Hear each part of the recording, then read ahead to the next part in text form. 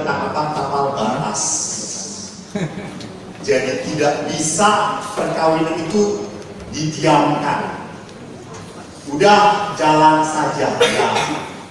Harus ada yang dibicarakan, harus ada batasannya.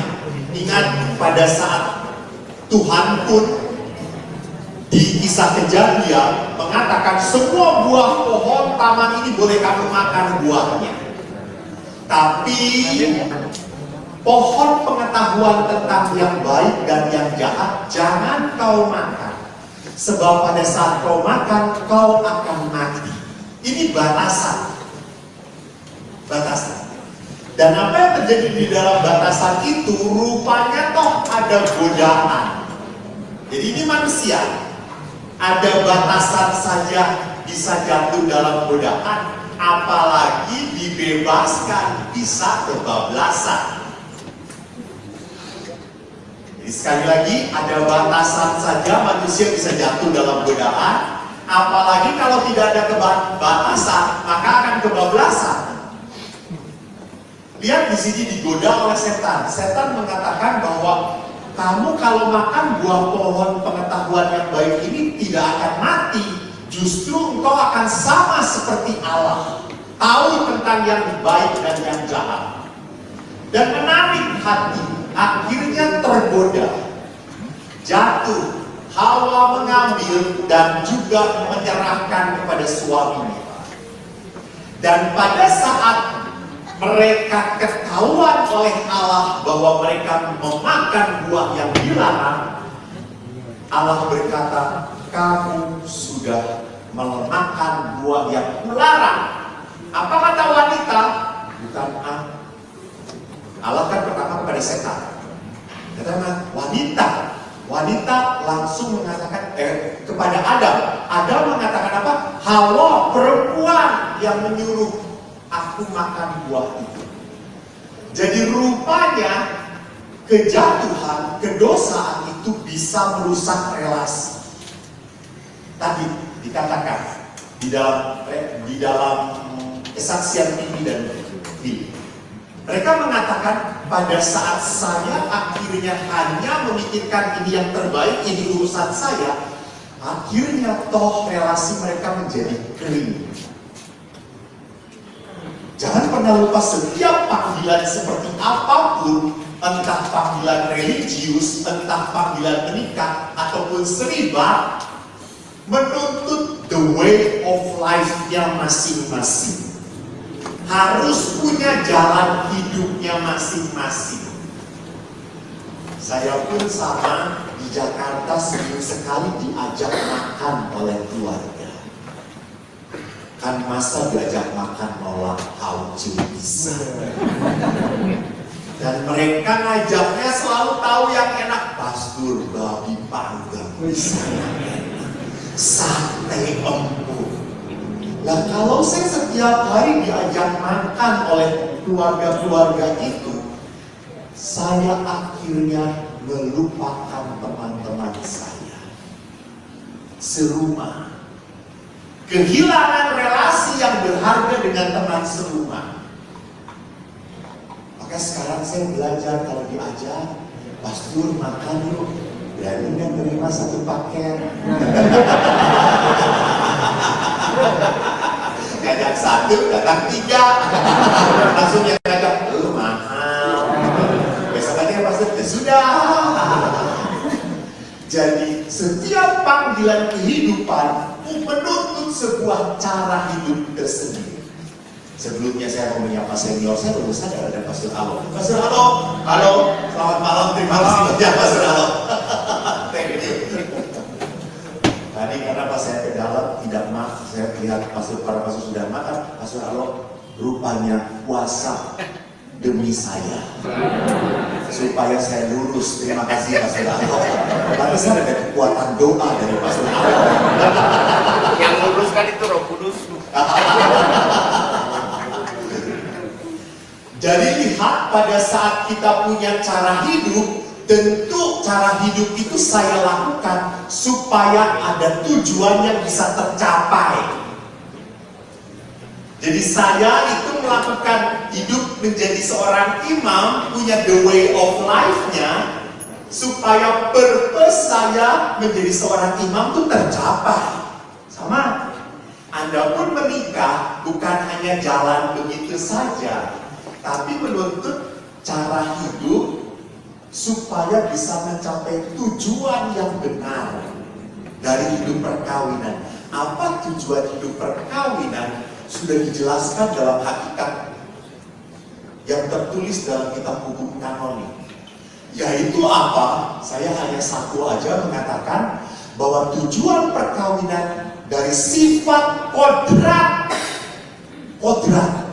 Kalau kodrati itu berarti dari bawah naturalnya terarah pada kesejahteraan suami istri. Dan kodrat keduanya adalah apa? Prokreasi, kelahiran anak. Saya tidak akan membahas tentang kodrat yang kedua, tetapi kodrat yang pertama yaitu apa? Demi kesejahteraan. Ini yang mau saya bahas. Tujuan perkawinan kesejahteraan demi kebaikan bersama tujuan ini menuntut apa? Menuntut batasan dalam berelasi. Entah batasan relasi antar pasangan, entah relasi antara orang tua dan anak, juga batasan relasi antara pasangan dengan orang lain. Kan kita pun harus menghargai pasangan kita. Kalau kita misalnya melihat pasangan kita, kalau bergaul dengan tadi kan tadi mengatakan saya nggak bisa bicara dengan istri saya, bicaralah dengan istri orang lain malah lebih ramai. Tentunya saya merasa saya tidak dihargai. Saya merasa dicuekin, saya kacang. Saya tidak dihargai dan saya tidak merasa ditenang. Apakah saya menghargai perasaan dia atau tidak? Nah, ini batasan. Sejauh batas mana itu menyakitkan saya? Kalau saya jalan dengan teman saya, apakah kalau jalan lalu makan dengan teman kantor saya, dan kalau teman dengan sesama lelaki mah nggak apa-apa. Kalau makan dengan yang berbeda jenis, masalah atau tidak? Kalau makan dengan Pastor Alo nggak masalah. Tapi kalau makan dengan teman yang berbeda jenis lalu berdua, apakah bermasalah atau tidak? Ya, lihat tadi, kalau tidak dibicarakan, bagi saya nggak ada apa-apa kok, kita cuma bicara biasa aja kok. Saya cuma ngobrol biasa aja tentang bisnis, nggak lebih. Kita nggak pernah ngajak tidur bareng. Anda bisa kayak gitu, istri Anda mikirnya kayak gitu nggak? Beda. Istri Anda sudah langsung mendidih, coy. Baru diomongin tuh, suami lu makan siang di sana dengan perempuan ini, lu kenal tak? Langsung seluruh genderuwo dan kuntilanak. Jadi ini batasan relasi. Juga sama, batasan relasi antara pasangan. Tadi menarik sekali. Tadi mengatakan adalah pribadi yang senang disentuh, dipeluk. Ini beda, disentuh, diisi. Padahal suaminya sorangan. Tapi ya, dia merasakan bahwa ya cukuplah, tidak cukup, jangan terlalu banyak. Jadi di sini lihat ini batasannya. Sampai kapan saya bisa menyentuh dia? Sampai kapan saya harus menghargai dia? Ini batasan. Juga sama batasan relasi antara orang tua dan anak. Seberapa banyak saya bisa intervensi pada anak? Sampai umur berapa? Sampai umur berapa saya tidak bisa intervensi lagi dengan anak? Ini batasan. Anda tidak bisa mengatakan, loh dia kan anak saya, lahir dari rahim saya. Ingat, dia bukan milik Anda. Dia punya kerangka perjalanan hidup yang lebih besar daripada hidup Anda. Sekarang tapal batas bagaimana diwujudkan? tentunya lewat kesepakatan. Kesepakatan ini tentunya berbeda antara sebelum pernikahan dan sesudah pernikahan. Maka batas-batas toleransi ini harus diomongin. Maka saya selalu ngomong, orang yang pacaran mau menikah harus diomongkan. Uang bagaimana nanti, keponakan bagaimana, mertua bagaimana, saudara ipar bagaimana hubungannya, masih mau berhubungan atau tidak, mengunjunginya berapa lama sekali, apakah cuma sincia doang atau memang mempunyai kebiasaan sebulan sekali mengunjungi. Nah sekarang pertanyaannya juga mengunjungi yang mana? Yang pihak wanita atau pihak pria? Anda juga seringkali bermasalah. Ada keluarga pihak wanita yang amat sangat rumput sekali, dekat sekali. Dan ada juga yang gak terlalu dekat-dekat amat. Jadi disinilah tapal batasnya. Karena nanti anak-anak akan ngomong, Mama, kenapa ya? Kok kita selalu kunjungannya ke keluarga Mama ya? Kok keluarga Papa mau pernah dikunjungin ya? Ini akan ditanyakan oleh anak-anak. Karena belum tentu ke keluarga papahnya menerima nyaman-nyaman, oke-oke saja. Kadang-kadang juga ada yang merasa dikunjungi itu sebagai sebuah ancaman. Oh, pasti ada kata warisan, Jadi tidak membuat nyaman. Ada juga kunjungan yang tidak membuat nyaman, tapi ada juga kunjungan keluarga tertentu yang membuat kita nyaman. Anak-anak pun merasa nyaman. Nah ini dibicarakan. Kalau kita tapal batas ini tidak diwujudkan dan padahal kita sudah berbicara dan kita tidak mematuhinya, apa yang sudah kita menjadi sebuah kesepakatan akhirnya akan membuahkan kepahitan, kesakitan, permasalahan rumit berkepanjangan. Jadi kalau kita sudah ngomong, enggak ya, kamu pulang kantor tolong, enggak pergi langsung pulang, kecuali hari misalnya Jumat Kliwon, karena kamu mah kejawen, rada aneh gitu ya. Kamu mungkin mau membakar keris dulu atau mandi 7 kembang, boleh. Kamu boleh pulang, ini batasan. Tapi tidak di luar hari itu ya. Dan pada saat break the commitment, maka akhirnya akan menyisakan masalah. Sebaliknya, kalau kita patuh kepada komitmen, kesepakatan akan menumbuhkan intimitas yang mendalam dan kepedulian.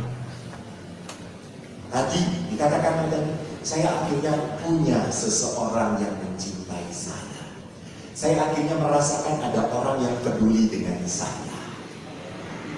Saya akhirnya merasakan bahwa tumbuh relasi baru setelah berapa 10 tahun perkawinan kurang lebih.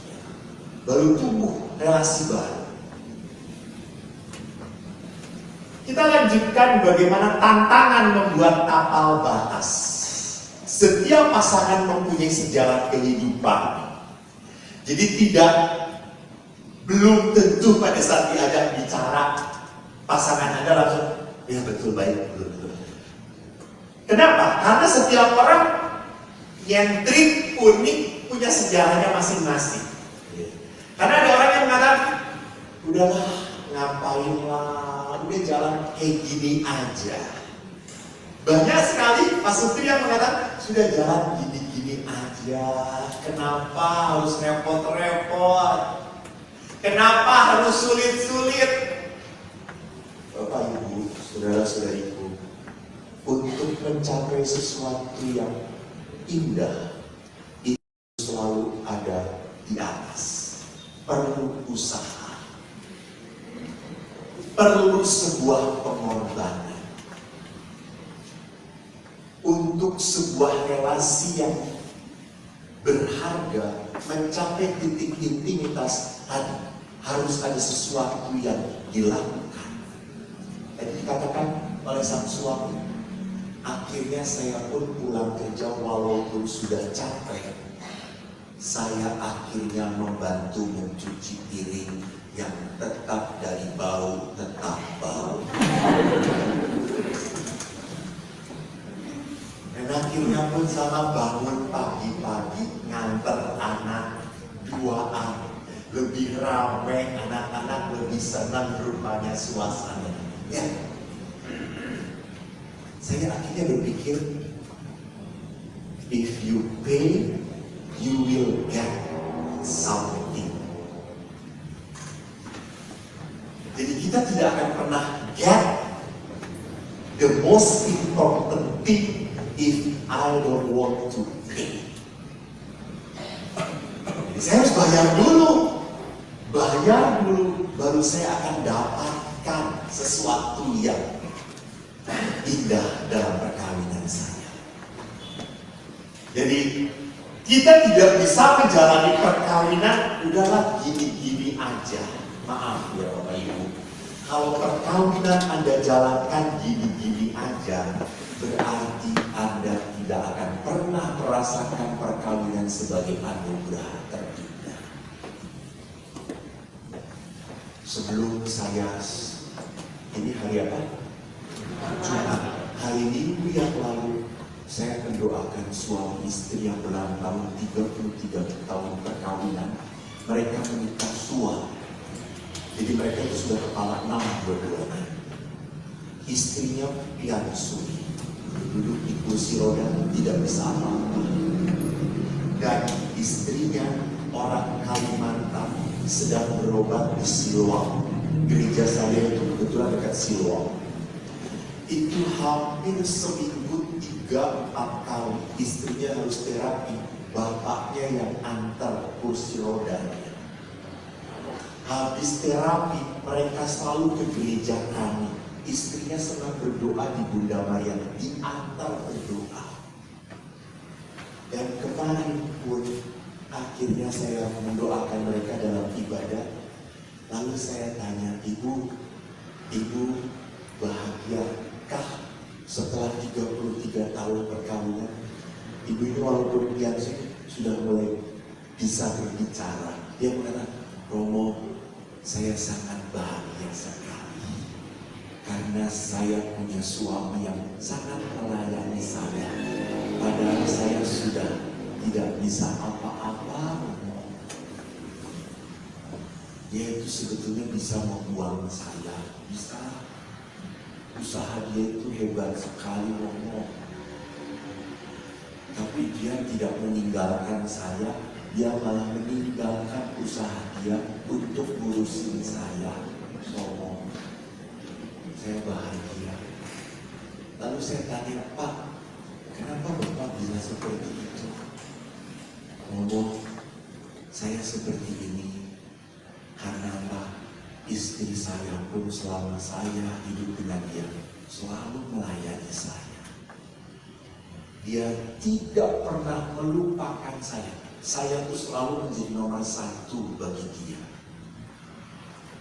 Maka saat dia sakit, ini saat saya untuk menunjukkan. Saya tinggalkan perusahaan saya, Romo.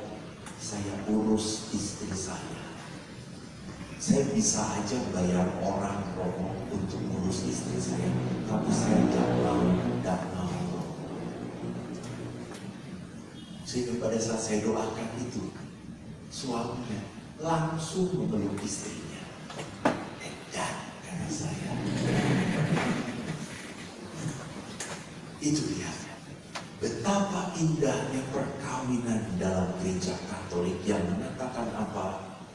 Saya akan tetap setia dalam untung dan malam, sehat dan sakit. Walaupun penghasilan suami saya tidak pernah memuaskan dan memenuhi kebutuhan saya. Edan.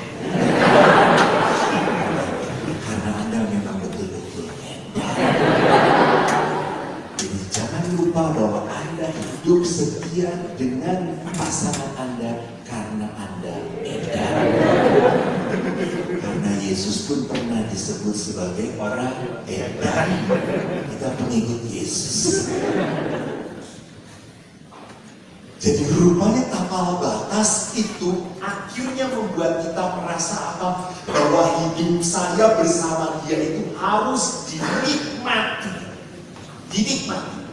Saya pun sama. Saya menjadi pastor, saya tidak mau menjadi pastor yang sembarangan. Dan saya harus menjadi pastor yang bahagia. Kalau perlu saya meninggalnya tertawa. Dan para susah tolong jangan tutup mata saya. Saya mau bahagia.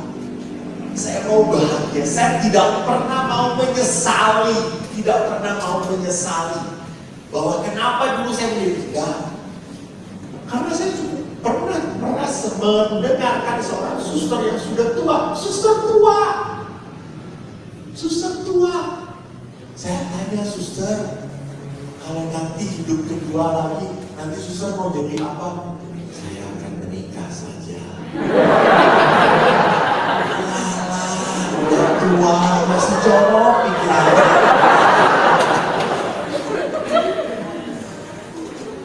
Jadi menyedihkan kalau hidup cuma sekali, yaitu hidup cuma sekali menjalani panggilan dan tidak dinikmati dalam kebahagiaan. Halo, saya katakan Anda belum.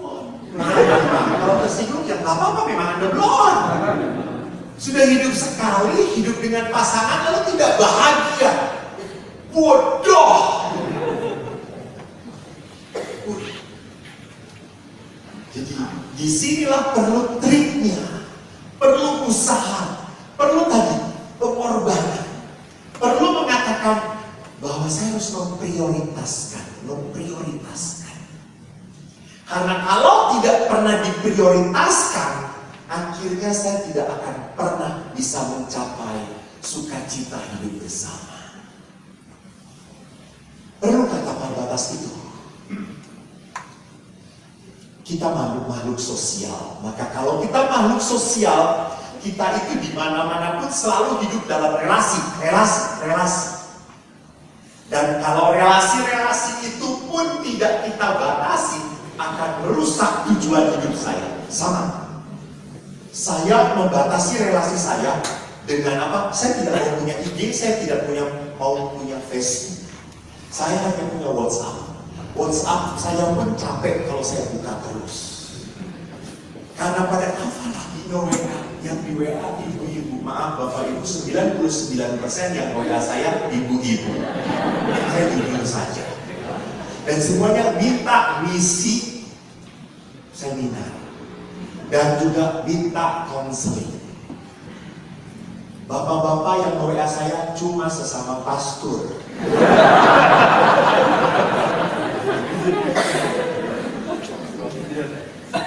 Dan ibu-ibu tuh kalau dijawab langsung lagi gitu ya. Aku capek saya sadap gitu. Terus ngambek, terus kalau ngambek nggak pernah WA lagi. Syukur pada Allah saya malas. Tapi namanya ibu-ibu mati satu tumbuh seribu.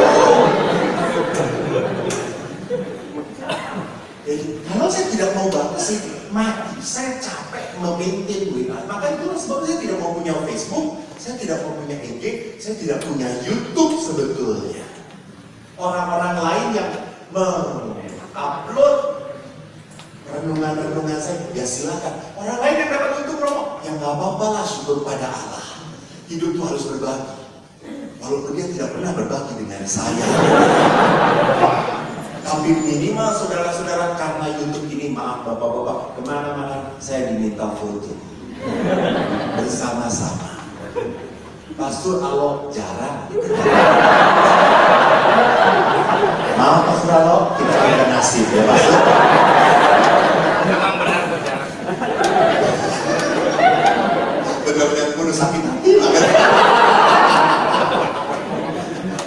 Dan tidak hanya itu, kita harus mengerti bahwa manusia itu adalah punya kepribadian yang kadang-kadang pribadinya introvert, extrovert, yang happy dengan bareng-bareng, tapi tapi juga ada yang happy dengan buku, dengan kesendiriannya, dengan laptopnya, dengan pekerjaannya. Itu sudah dunia dia, gitu. Ada yang seperti itu.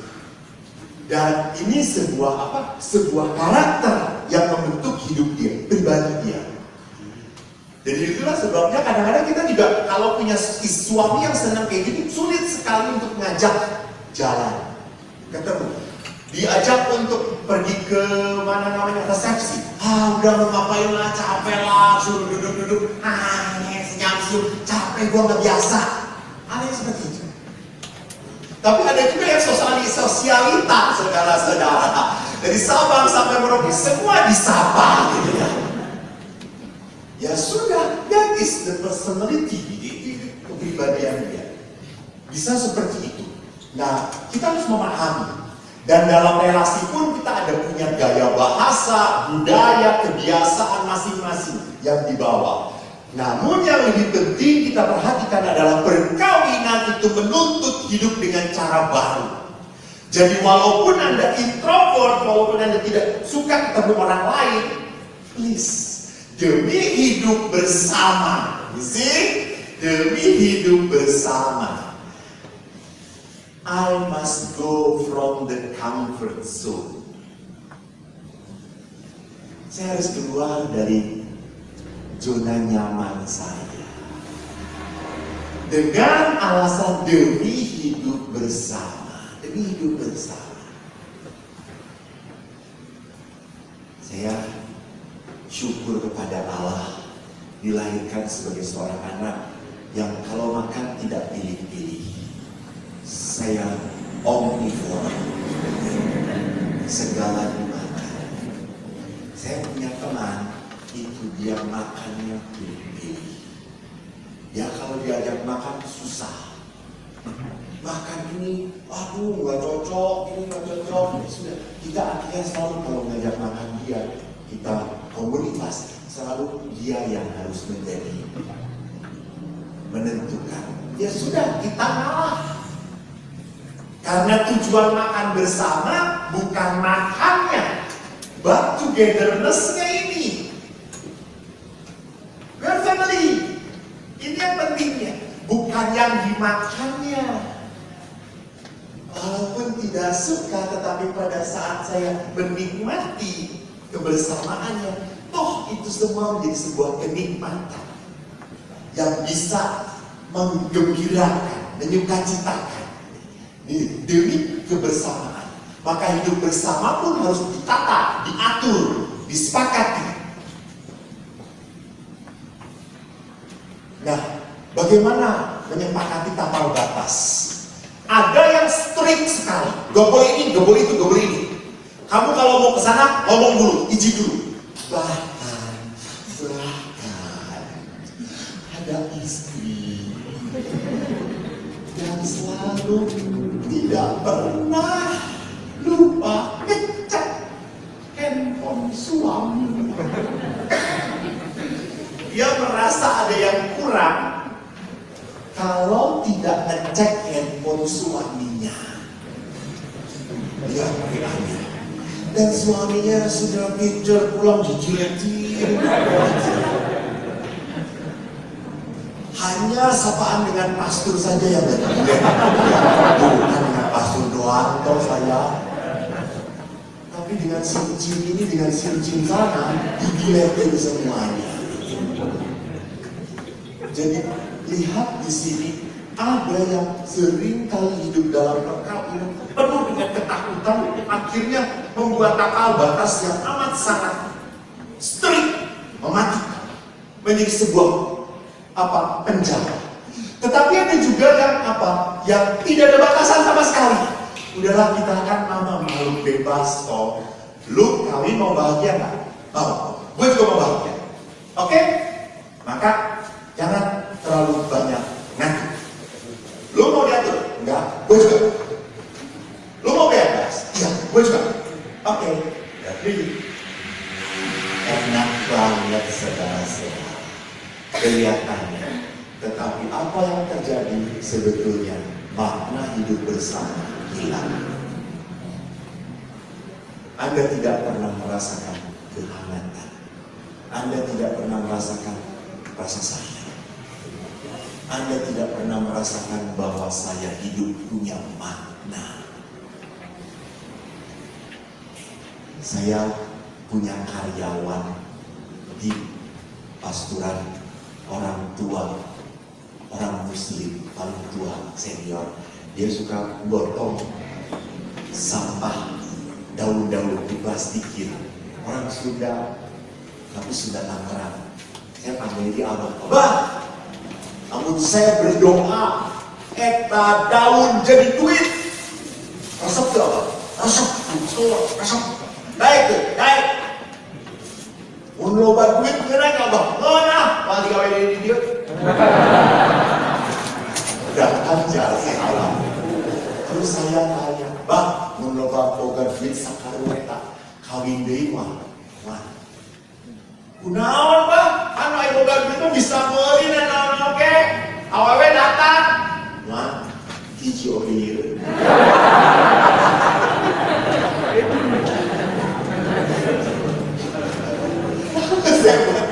Jadi mendingan menang duit atau menang terbuka duit atau menang istri baru? Mendingan terbuka duit lah.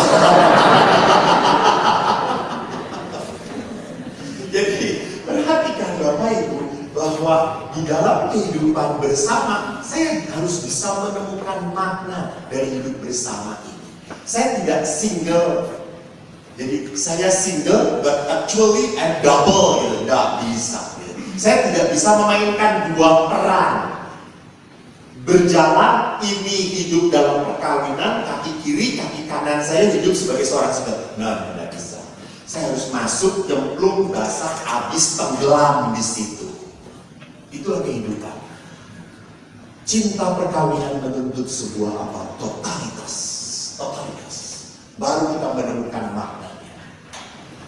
Maka kalau kita tergoda untuk tadi membuat batasan yang terlalu kencang, keras, terlalu menghimpit pasangan, segala-galanya harus lapor kepada Polda.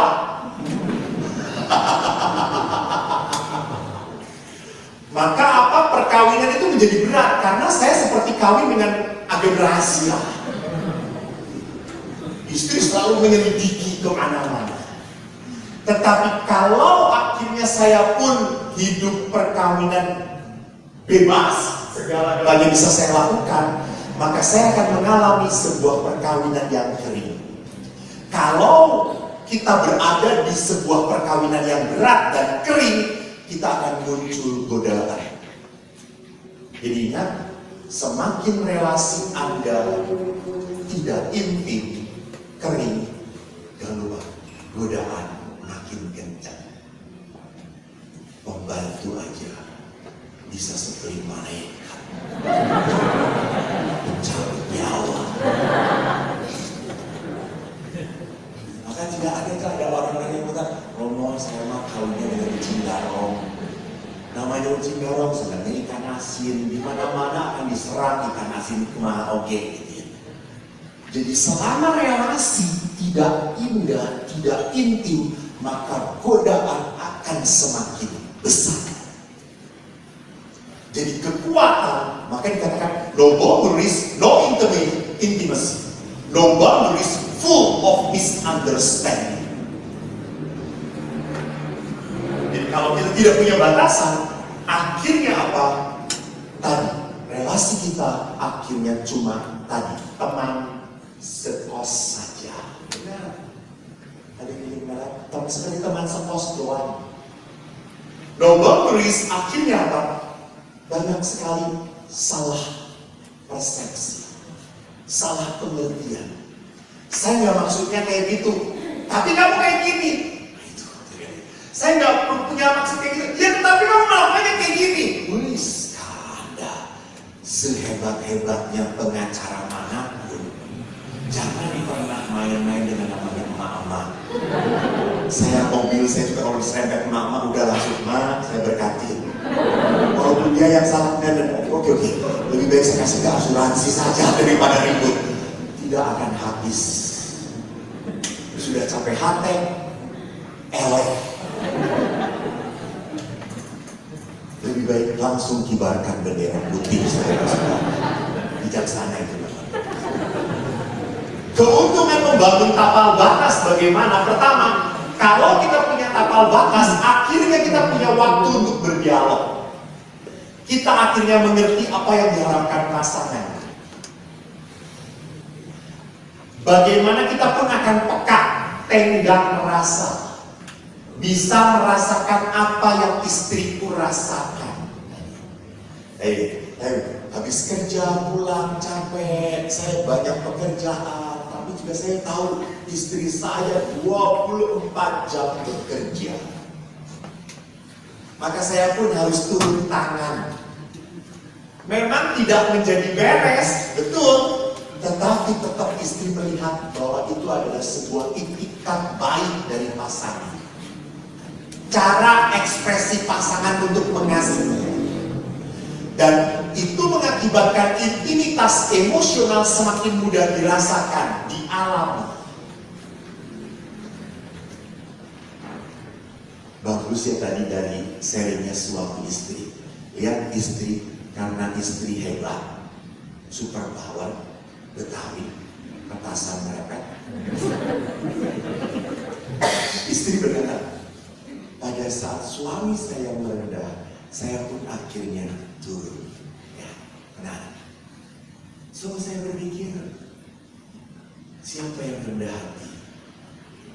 Itulah orang yang mau mencari damai dalam hidup perkawinan. Jadi bukan masalahnya adalah laki duluan atau perempuan duluan. Tapi tetap saya pikir harus laki-laki. Mohon maaf laki-laki. Tetap harus laki-laki. Kenapa demikian? Karena dari dulu perempuan misteri. Ingat loh, Hawa diciptakan waktu Adam tertidur. Jadi jangankan Anda tidak mengerti istri Anda. Tadi malam saya dibisiki oleh Tuhan. Saya pun tidak mengerti istri mereka. Jadi Bapak Ibu, lihat sekali lagi kemauan kerendahan hati demi sebuah apa? Kebaikan bersama. Dan toh akhirnya itu pun memancing pasangan untuk menjadi penuh kasih. Dan inilah kedekatan suami istri. Akhirnya bukan sahabat atau rekan kerja. Dan aturannya adalah di dalam sebuah kesepakatan ambang batas, tapal batas, ada keterbukaan, ada komunikasi. Jadi saya masih ingat, cinta itu harus terungkap dalam komunikasi. Tidak mengambil keputusan sendiri, selalu tadi menganggap istrinya itu ingin dianggap. Walaupun suami tahu, suami kan seringkali merasa, merasa lebih pinter, kan cuma merasa doang. Gua bisa, gitu ya. Tapi jangan lupa bahwa istri Anda otaknya penuh isi. Jadi harus diajak bicara juga. Minimal dihargai. Mam, kita mau kayak gini. Gimana? Ya benar. Seturut dengan apa yang kamu minta. Sebetulnya gua mau ngomong juga kayak gitu sebetulnya. Tapi saya harus ketuk palu. Saya harus mendengarkan ketuk palu dari istriku. Supaya apa? Kedamaian yang saya tuntut. Saran menetapkan tapal batas. Pertama, gunakan bahasa lisan. Bahasa lisan yang nyaman, bukan menuduh, bukan menyalahkan. Bahasa lisan yang lebih mengajak dan positif. Tidak mengatakan, jangan, gak boleh, kamu gak boleh kayak gini, gak boleh kayak gini. Itu sesuatu yang akhirnya membuat langsung, ya udahlah, gimana kamu aja, kamu kan pemerintah, penguasa dari keluarga kami. Saya ikut, siap komandan. No, tapi bahasa yang penuh kasih. Kedua, sebelum mengambil keputusan, cobalah untuk berdialog secara virtual dengan diri Anda sendiri. Kalau saya ngomong seperti ini, pasangan saya akan sakit hati. Kalau saya ngomong misalnya, Kak Mas, tolong dong, kalau pulang jangan selalu terlambat. Saya dengerin dulu. Suami saya kalau ngomong selalu terlambat, emangnya dia selalu terlambat? Enggak juga sih. Ya udah jangan ngomong pakai selalu terlambat. Jadi sebelum bicara dengan pasangan Anda, coba dialogkan dulu secara virtual dengan diri Anda. Enak enggak? Tapi jangan juga kalau Anda bilang, gue enak-enak aja. Lalu suaminya tersinggung, gue mah enak-enak aja. Kita harus menghargai pasangan, perasaan pasangan juga gitu ya. Jadi saya sudah dialog virtual, oke aja pastor. Memang Anda bebal, gitu kan, Anda orang yang bebal, gitu. Tidak merasakan apapun gitu ya. Jadi dialog virtualnya tolong berdialoglah, menempatkan tidak hanya untuk diri Anda tetapi sebagai pasangan. Kedua, membicarakan dengan pasangan tentang ide-ide, keputusan atau kegiatan kebersamaan. Camping bareng, jalan-jalan bareng, bicarakan sama-sama. Membeli sesuatu, melakukan sesuatu, ngerenov rumah, ngeberesin rumah, menata rumah.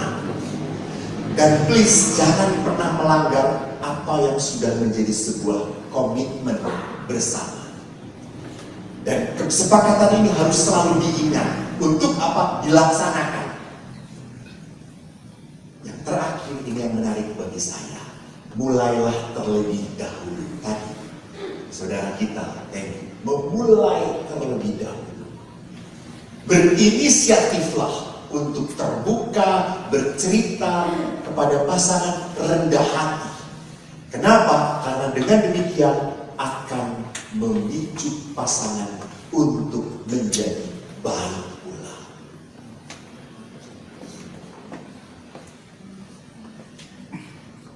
Setting the boundaries, breaking your ego boundaries. Jadi pada saat saya bersama pasangan membangun tapal batas, berarti saya menghancurkan ego dalam diri saya yang hanya mau kepentingan diri saya sendiri. Dan saudaraku, kesimpulannya adalah apa? Satu, membangun tapal batas adalah mengambil keputusan untuk memprioritaskan relasi demi kesejahteraan bersama. Tadi, prioritas saya adalah keluarga. Kedua, membangun tapal batas berarti mengajak pasangan untuk berelasi juga dengan teman-teman saya, dengan rekan saya, dengan partner saya. Jadi saya buka nih teman-teman saya ini semua. Nih, karena kan kadang-kadang di WA ada tulisannya perempuan ditutup-tutupi si cacing calang. Misalnya gitu ya. Padahal itu tuh wanita simpanan si cacing calang gitu ya. Tapi kita juga membuka si cacing calang tes si ini, si hero tes si ini, Saya memperkenalkan teman-teman saya kepada pasangan saya. Saya terbuka, tidak menutup-nutupi teman-teman saya siapa. Yang ketiga, membangun tapal batas adalah sebuah seni hidup berrelasi demi sebuah intimasi, keindahan, kenikmatan hidup bersama. Maka buah intimasi Anda akan merasa disayang, akan merasa bahwa perkawinan, dalam hidup perkawinan saya diterima, dihargai, dilindungi. Dan akhirnya saya boleh berkata, perkawinan itu anugerah terindah dalam hidup saya. Bapak Ibu, semoga ide-ide ini membangkitkan dalam diri Anda kerinduan untuk mempunyai sebuah relasi yang lebih hangat,